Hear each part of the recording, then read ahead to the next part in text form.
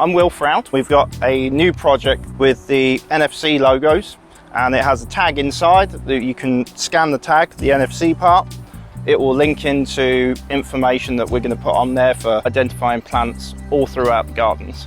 All you have to do is place your back of your phone onto the NFC logo, and it will go straight to our website, the Springfields Festival Garden website, and you can go to any of the stories about the gardens. In our Japanese garden, we have more NFC tags that will be linking to an audio story of the peach seed boy. With regards to the actual holders for the NFC tags, I've personally made them, I've designed them, so if you spot them around the gardens, you know that one of the gardeners have actually made them.